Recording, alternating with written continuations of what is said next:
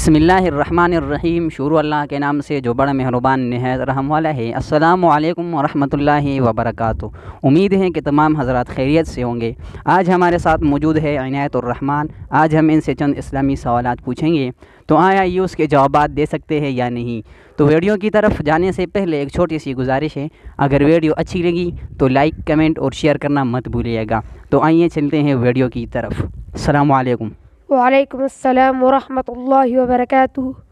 آج کا جو آپ سے ہمارا پہلا سوال ہے وہ یہ ہے کہ قرآن کریم میں کتنے نبیوں اور رسولوں کے نام موجود ہیں؟ 26 بار۔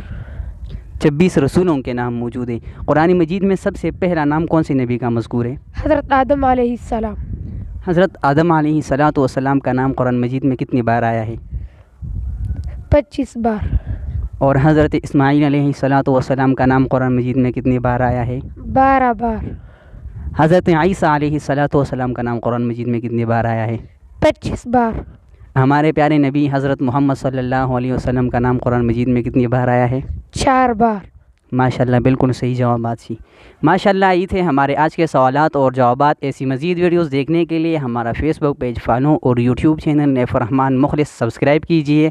پھر ملیں گے دوسری ویڈیو میں، اس وقت تک اپنا بہت خیال رکھیں۔ اللہ حافظ۔